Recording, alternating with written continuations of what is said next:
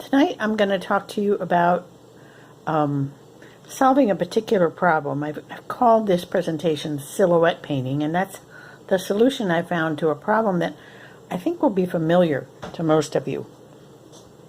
It's the problem of layers. So I started out as a watercolorist. Many of you probably do oil or acrylic. And in each one of those you can put down a layer, and then you can let it dry, and then you can begin again. With alcohol ink, the first layer that you put down, and here's an example of a tile that I did, and it's simply pretty much the first layer I put down, and you may kind of recognize if you look carefully on that it's intense color. Most of it was dropped. I think a little bit of it was with enough alcohol that it flowed. But as an abstract pattern, it's really, really pretty, and I was happy with that. But when I finished it, I would have loved, as I saw some of the floral parts of it come out, things like that, I would have loved to have been able to go back in and put another layer that defined it more. But I've kind of found that trying to fix things or add to things often ends up making it much less good. Here's another one of those, what I call beautiful accidents, where you can kind of see that most of it was very flowy. I squirted blues here, and I squirted probably oranges here. And then I squirted some alcohol here, and I made it back and forth. And then, I don't know, in the spur of the moment, I think I put another, I think I took a cloth and brought that through like that while the whole first layer was wet. And then that looks to me like I pushed my finger with a rag right up there. And it liked it, and so it was done. And those are those super fast, super wonderful paintings that alcohol ink is so good at.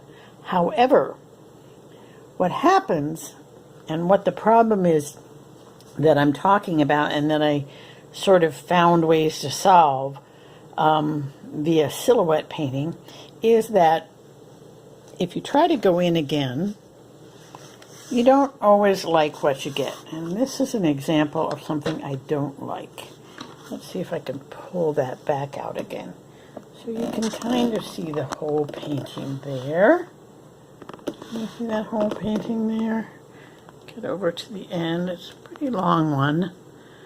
But you'll probably recognize that the background is alcohol ink doing alcohol ink's wonderful, beautiful accidents.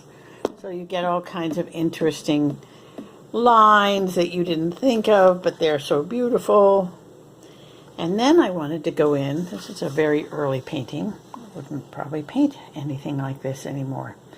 And I wanted to put the background look like a wonderful sky. And in fact, we all know that alcohol ink does a wonderful job of creating clouds and lines that are in the horizon that make great backgrounds for landscapes.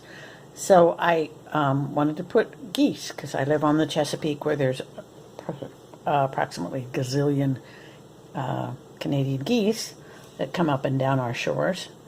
And so I used a brush, a little tiny brush. And I was an experienced watercolor painter, so I knew how to control the ink well enough to draw these birds. But here's what I don't like about this, and I've never liked about anything, is you see the kind of lininess that goes on in here, these lines here. Let's pull that way up there. See that bird right there?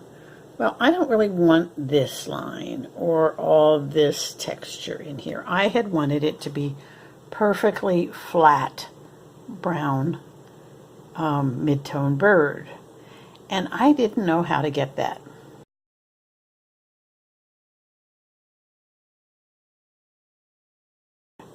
And I didn't know how to get that. And I don't like this result. So I spent maybe, well, I don't know, I've been painting a couple of years. I spent a good amount of time trying to solve the problem of how to do that second layer. And way I've solved the problem is two different ways.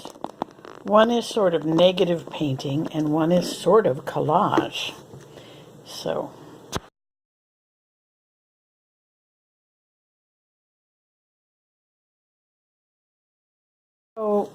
silhouette painting happens in two, maybe three ways, and I'll show you the examples here.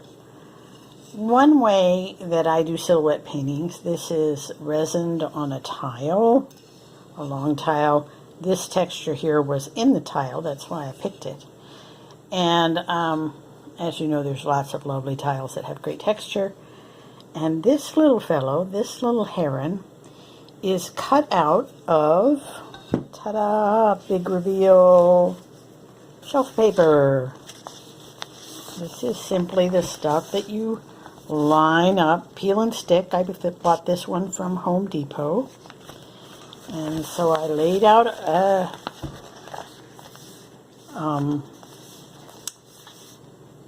good amount of this. I stapled it to a drawing board, which I find very helpful, especially this stuff does tend to crinkle a little bit and give you little hills and valleys. But I painted this lovely heron, and then I simply cut him out with very, very carefully with a X-Acto blade, just a regular X-Acto blade, nothing fancy about it. And I cut that around, and then the tricky part is sometimes just peeling the backing off and laid it down there. And it's as simple as that. There's not a big trick to this, so I won't be demoing this part. Here, I did the same thing. So you can recognize that wild, lovely flow that makes such gorgeous skies. I painted that on the tile. And then I picked up my, I fell in love with the shape of terns, T-E-R-N. That's a kind of bird. It's like a gull, but I think of it as much pointier. The wings go out into a narrow tip, and the beak is longer. Anyway, I worked from a whole bunch of different photos of terns and picked out the silhouettes, and I chose the subject matter knowing that I was going to do a silhouette kind of painting. So there's no accident that terns, who have these dramatic angles where the silhouette is going to be a good portion of the subject. What I wanted to do here is to point out to the person looking at the painting the beautiful angles of the birds. And when you can paint a subject that has as one of its most particular focuses of interest the line around it, that's a great subject for silhouette painting. So with these terns and with Mr. Heron here, when I was painting them, I was wanting, I was choosing a subject and then emphasizing the particular shape and thinking about where that would go. So with this one and with this one, they're cut out of shelf paper or peel and stick very carefully with an X-Acto knife. And you do have to be a bit careful.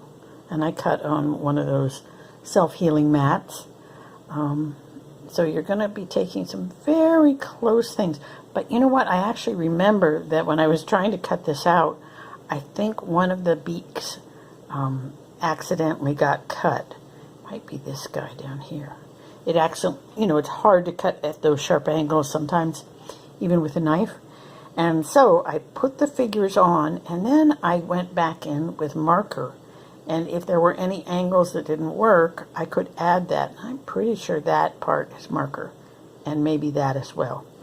So you get a little fudge factor by cutting out your silhouette. But then if it's just a small amount of smoothing or adding something, you can do that with a marker. And then I've resined this. I don't know if you can see the shininess. Yeah, you can see the shininess. So that texture And in fact, the edges, you really, really can't tell.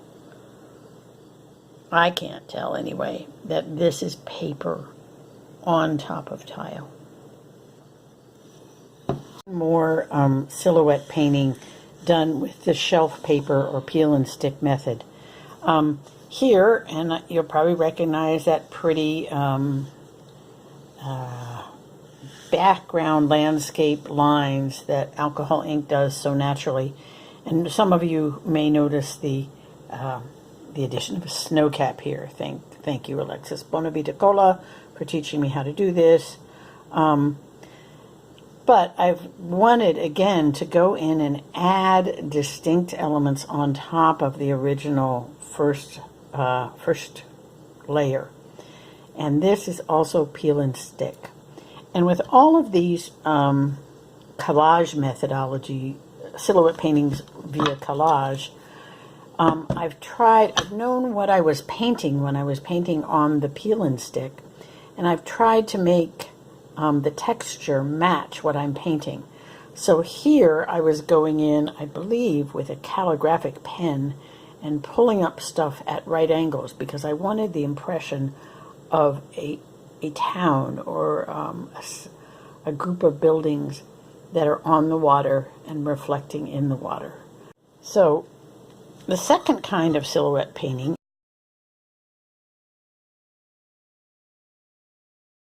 is a negative painting, and that's this is a good example. I've put loads and loads of color. I tried to make it the color of autumn foliage, and we'll go into more detail about how to do the rag and dab method. And then I pulled it out using a tiny, tiny, tiny brush, and I do use careful, good brushes for this. This is Kolinsky Sable. To pull this out, and I will be giving you a little bit more detailed look into how to do that. And then at the last, and this is not really part of the silhouette method, but just in case you wanted to know, I put gently tried to put a nice, slow flow of clear alcohol over the bottom, which made for this, created a line without moving too much pigment off there. And now I want to talk just a bit about a hybrid method.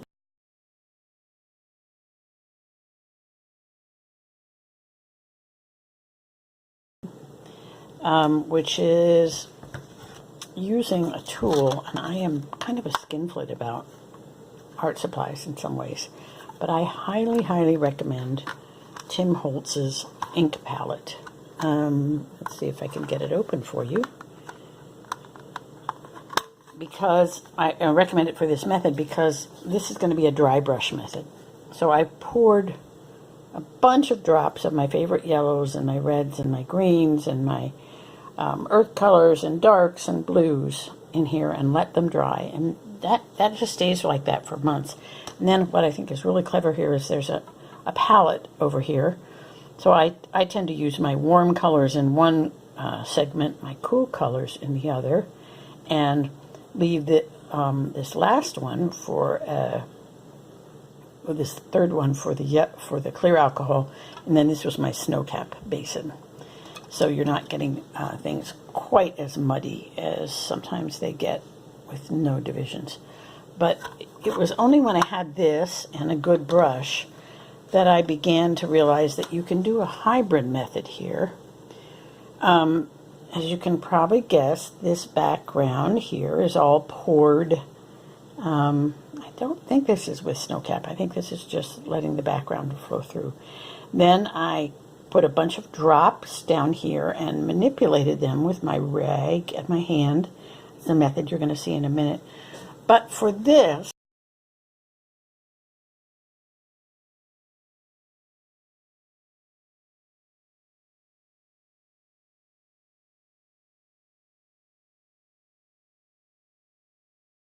and if your brush is dry enough, you can do that here.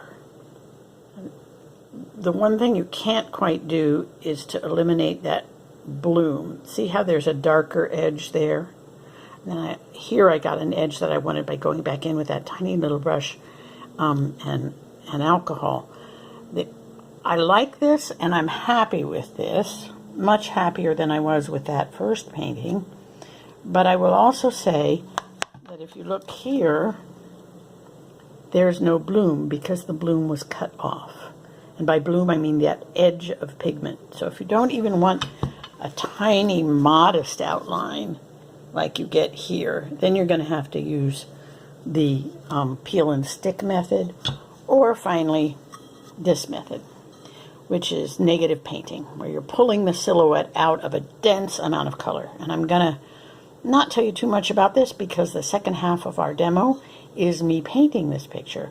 But simply to say, the background was put down with cloth and lots of ink and lots, a good amount of agony to try and get fall colors that I liked harmoniously enough. Then I pull out the shape of the bird with pure alcohol and a tiny brush.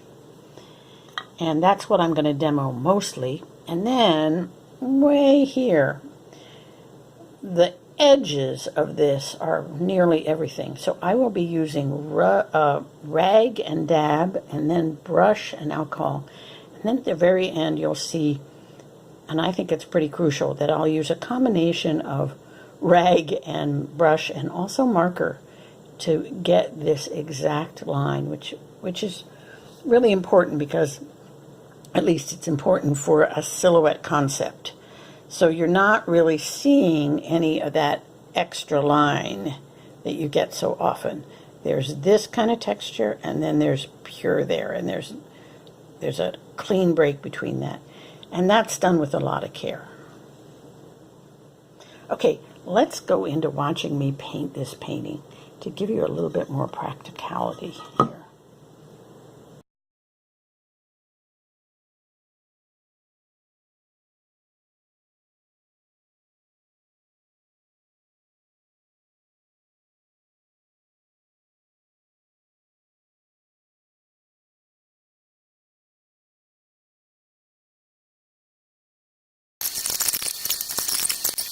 So now I'm putting the color on the rag, and you see the difference. It's more controlled, but in my opinion, it does not mix so well.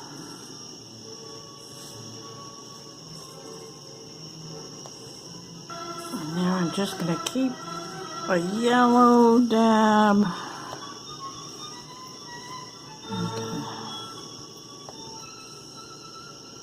I'm going to stop talking a little bit because I'm not really paying attention to what I'm doing so much. You'll notice that it's probably part of the art of this is to have a little bit of motion. You're dabbing, but you're also sliding a slight bit.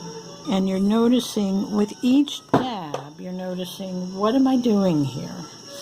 Does this make this better or worse?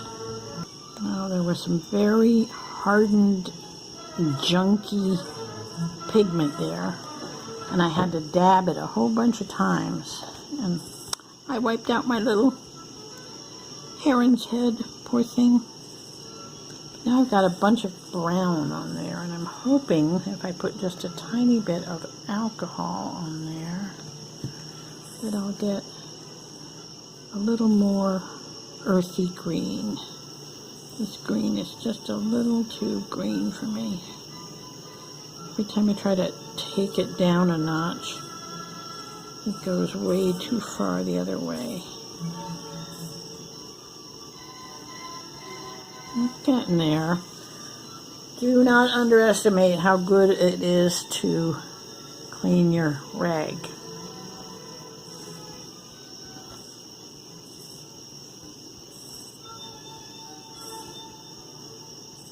So see, that's taking away color there. That's not adding any color. So I'm going to put, this is going to be complicated because I put a bunch of blue, which will make it super stand out. And if I add the And I just need a hint of magenta in there to move that to a little bit more mud.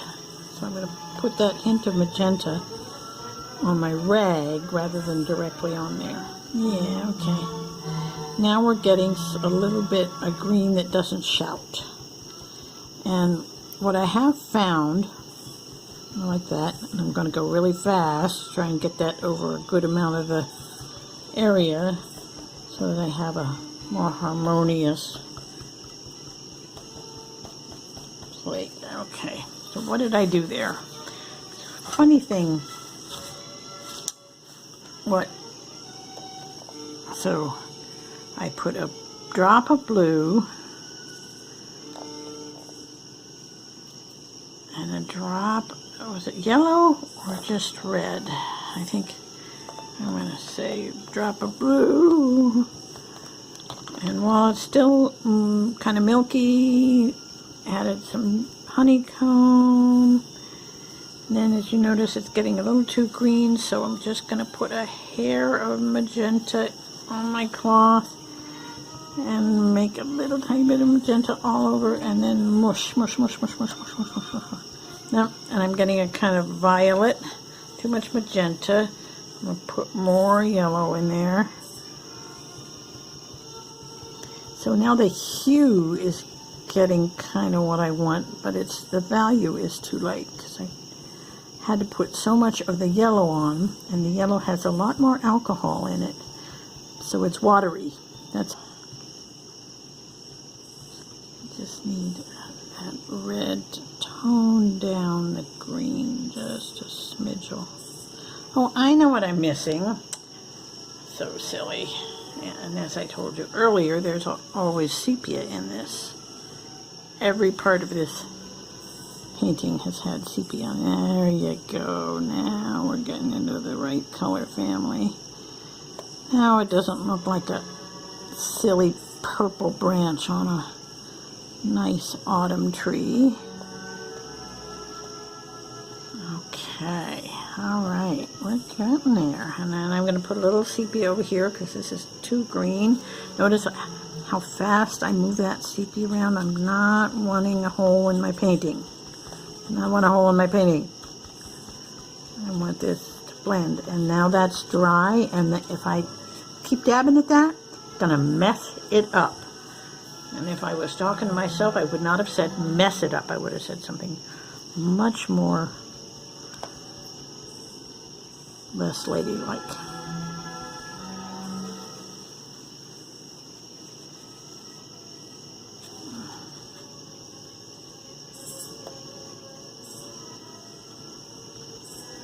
Now I think I'm back to needing sepia in here.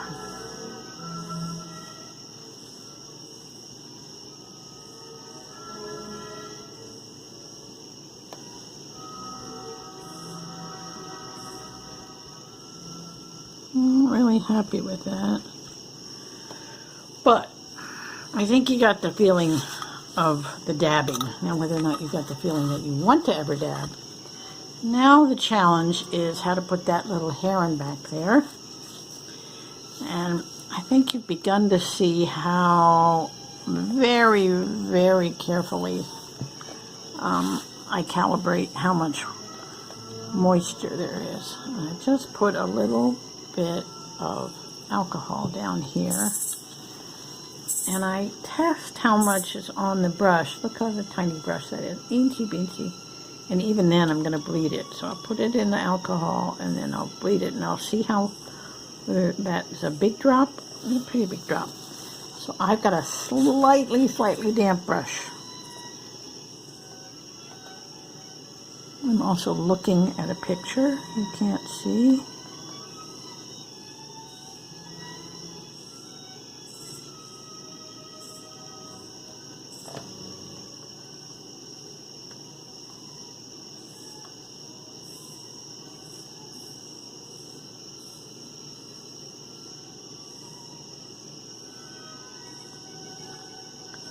I don't know if you can see, but the edges of a painting like this are going to be one of the most important things, and where the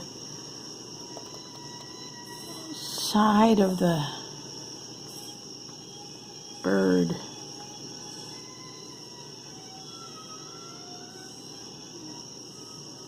Meets. And Mr. Heron's got a little hump on his head. And his beak goes out just a tiny bit more than that. When I'm touching my brush to the surface, if it doesn't do what I want the first second, I pick it up. So I want to move that little dark spot. That kind of did what I wanted, but a little too much, so I'm dabbing my, I'm bleeding my brush a little bit. You end up being kind of like a scientist, and you know in a microscopic amounts how much alcohol there is and how much it's going to move the pigment. Now, one of my dilemmas here has been I have done this guy about 3 times, and what I do with this technique is I clean out the part that is different than the dark background. So I'm thinking of the alcohol as an eraser now, but I'm also watching how the fairly liberal amount of alcohol goes on there, because Mr. Heron is not entirely white. And with this small a painting, it is no easy feat to get a smooth mid-tone or even a different hue light. So as I pull that blue, there's too much blue in that tail, but I kind of like the blue as just the slightest bit of modeling for Mr. Heron. I'm running out of alcohol on my palette. Squeeze a little bit more in there. And the wing comes down really kind of differently than I've drawn it here. It needs to come out more like that. So I'm looking at the drawing, and what you might think of as the shoulder of the heron comes from that hump and then goes forward. And as I'm doing this, I'm watching how, you know, alcohol ink is always an accident. The whole darn painting is an accident, right? So as I'm theoretically or supposedly I'm cleaning all this out into a white, but I'm watching what happens, and if there's an happy accident, boy, I am right on that. So this mid-tone here, well, it's not quite a mid-tone, but it's not pure white, and I like it. It's not textured. That's a hard thing to do. I just put a bunch of alcohol down here, and it was going to surge out and mess up that, and I didn't want it to do that. There's a shadow that comes down, a blue shadow that comes down in the right here. I'm taking some of that pigment, that dried pigment, but partly because it's disgustingly humid, adding a little more alcohol.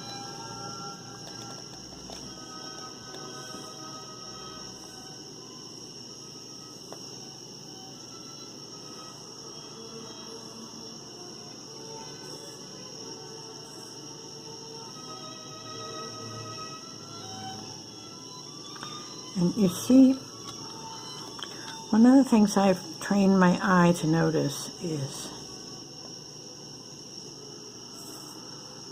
thinking of the liquid that you're painting. Is it the consistency of milk or tea or 2% milk or full fat milk or cream or butter. I've got all of that here. So I'm kind of liking what I'm getting to here. There we have Mr. Heron. What do we think of Mr. Heron? Well, I don't think his neck is right. His neck's got a hook in it.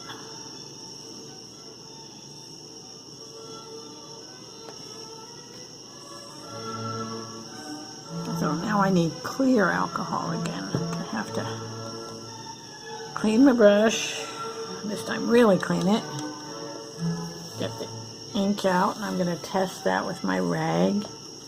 I always have a rag in my other hand. Always, always, always. If I'm not using it to bleed my brush, I'm using it to test the pigment on my brush. So I do not want to be putting that bluey green thing down on I'm clearing Mr. Heron's neck. Mr. Heron's neck needs to have more of an angle on it.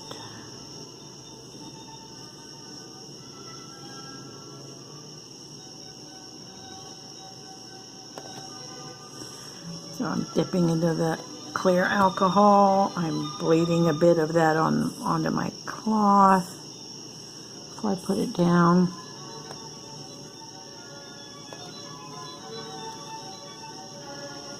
So a big blurchy thing doesn't happen. I don't know if you can see, but I've got a little, if I wasn't doing such a tiny painting, this would be easier, but I am doing a tiny painting, so. I mean, sometimes you can make those floods of alcohol work for you. I want a quite wet brush here, so I'm going up against, you probably can't tell, but this is kind of like a dry crust. The dark has a texture to it, and it's a crusty texture. And now I'm going to make more of a right angle here.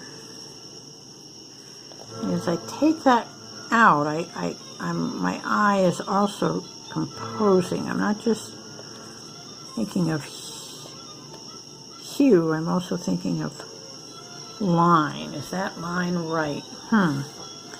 It's close. I think I want that tiny green off of there. Yes, thank you. But then I need a little bit more green to come up right about there. So I'm going to get a slightly damp cloth on a clean spot. A drop out of the needle nose. I'm going to blot it a couple times on my, and then I'm going to see if I can move that edge just ever so slightly. Oh, good. Yep. Now I come back out, put it a hair more than I wanted into the body, little green there that I don't want, but this is where the details make all the difference on these edges. So I had a clean brush, so I dipped in alcohol, and then I doing that again, and I'm bleeding it with one little tap on the cloth so I don't let a big flood of alcohol there. And I'm kind of liking this.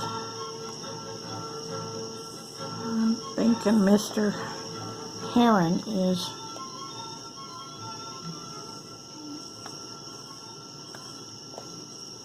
nice.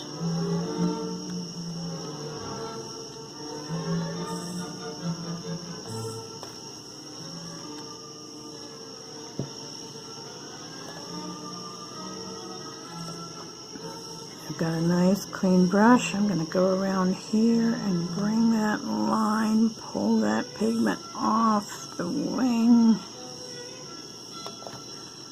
And if you notice, it came off nicely in the mid-tone and then got kind of scratchy down here where it turned dark. So the consistency of the paint or the ink changes the darker, the more pigment there is in there. I got it done, guys. I got that color down on the beak again. And now I'm with a little gray Sharpie. It didn't seem to want to take anything. And I'm just adding, remember when I said the edges make a big difference? So this is a pretty precise painting. And I want people to know, I want people to essentially see this visual experience as the shape, primarily the shape of the heron silhouetted against the greenery. That's what I see almost every night when I go out. So I'm taking a special care with the edges because that's where the action's kind of going on here. Now there's a tiny bit of light on that beak. I don't know if I'm gonna mess it up. Oh, good. Just took a little bit up. I'm gonna dip that in alcohol. And dip my little gray Sharpie in alcohol because I don't really want to put the gray down. I just want the tiny, minute point of a Sharpie. There may be a colorless kind of fine point marker, but if there is, I have not found it. And there's a tiny bit of light coming from there. And I'm going to leave well enough alone. But one of the most beautiful parts of this is the neck here. I just love that angle. I've never seen a heron, a bad looking heron.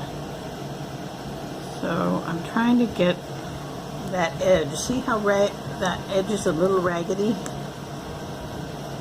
It doesn't seem to want to take any pigment from me. Ah, it's taking the black.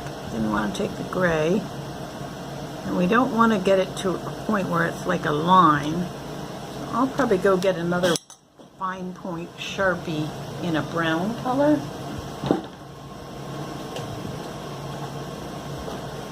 Here's a Sharpie and here's a Copic.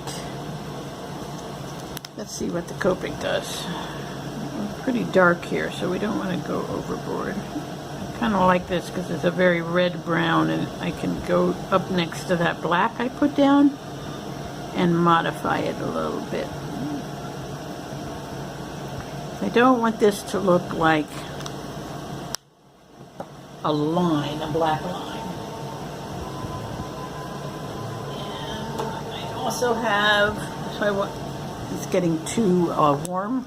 I'm going to put a little bit of yellow in there to green it up a little bit, or just lighten the tone. You probably need some blue in there.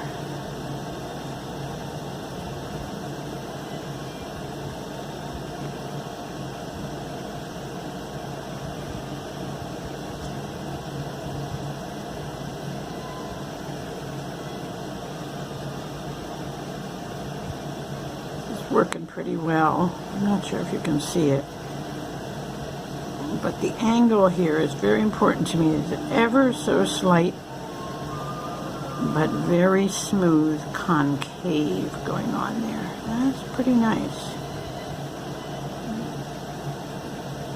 I'm surprisingly pleased with what a yellow Sharpie is doing.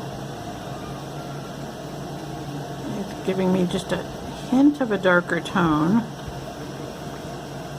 which I want, and I want to take that darker, and I mean tone, I meant value, a little bit up and out to prevent it from looking like I'm outlining my bird. And there's some dark over here. I'm going to modify that just a little with this yellow, but I'm mostly having to dot. only really works. You have to have a lot of patience to do a pointillist kind of application. Not bad, not bad. There's a little bit of a light thing going on here that I don't love. So I'm going to swap a little red on there. And go find some blue.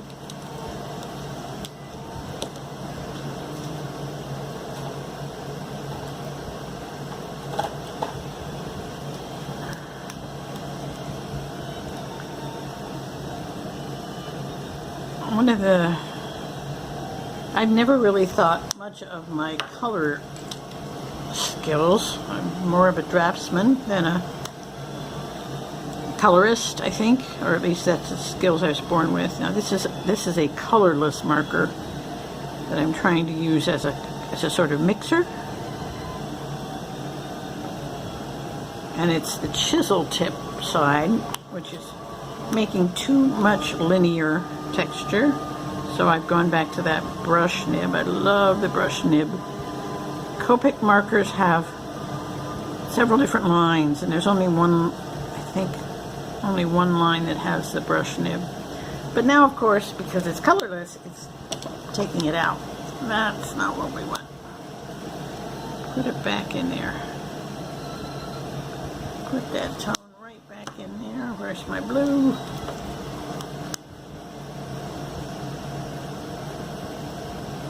If you blur your eyes, you can kind of see, well, that's about the value I want there. Now I'm going to put down some yellow, but I've got this, what are these? Spectrum Noir. for some reason I bought all the yellows in Spectrum Noir when I was first starting. See what's happening? I'm dotting that, and it's making it a nice texture. I like that texture. They're little tiny dots of alcohol.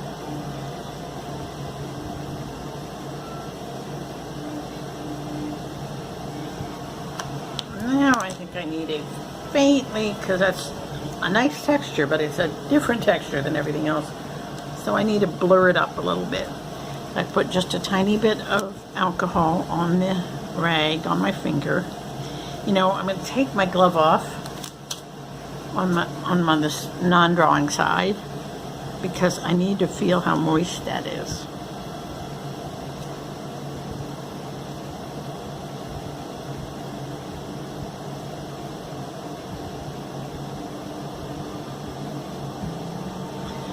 Okay, so what do you think? I'm not really still sure that I made the right decision with the head, the coloration of the head. It's the silhouette of the heron is kind of impeded by that. So what I'm going to do, remember when I was finding that gray fine thing, was pretty good at just taking a tiny line. So I'm gonna put some alcohol down in my palette. I'm gonna put that marker on there. I'm gonna bleed the marker, and then I'm gonna see if I can take the tiniest of lines out on the top of that head to see if I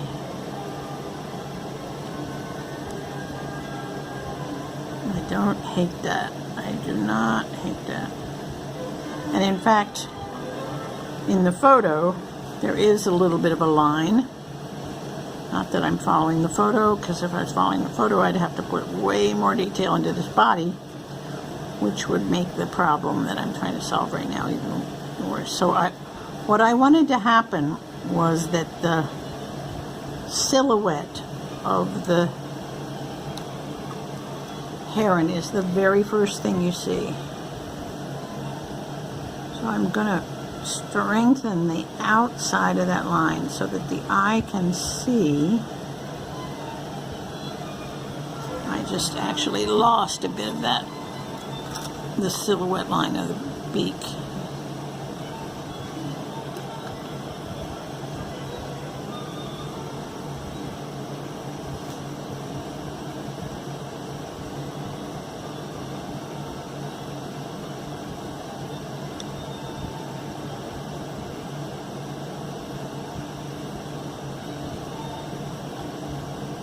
This is pretty gunky.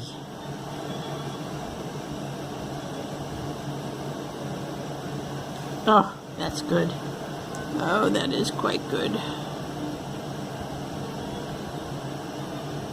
Yep, that's what I want. And now I want to take just a tiny bit more brown into that bottom so that I can see the line of the bottom of the beak. So I'm putting some darker value down there so that you see where the beak ends on the bottom. But of course that is too rosy, that little value there, so we'll add some cool blue. I was saying that I'm not really a colorist, but the one I no longer really think in terms of do I put a blue or a red or down. I try to think in terms of warm and cool.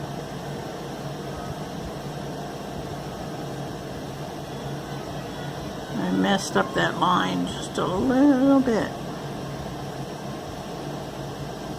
And that's too dark. Let me see if I blot that, will it help? Nah.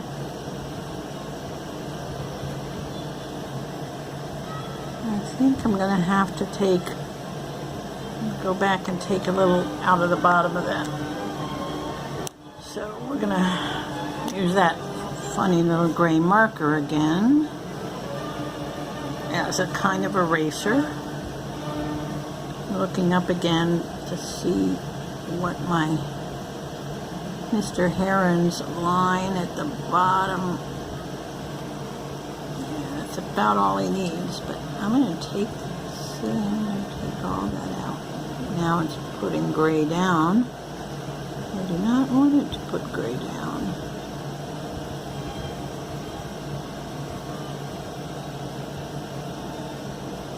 Okay. So I'm going to use my fingernail and a little tiny bit of alcohol. This is like a surgeon. Take that gray out.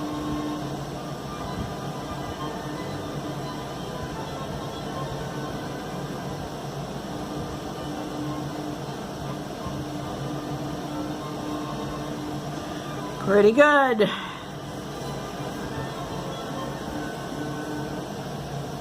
Let's see if I can mess it up.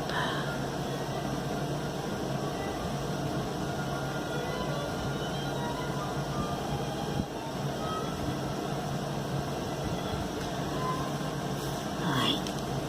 Our gray back down here.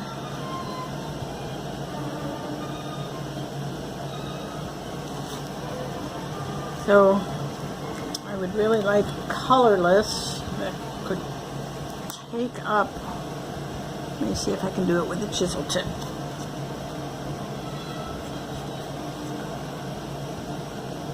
Sometimes the chisel tip is pointy enough at the end.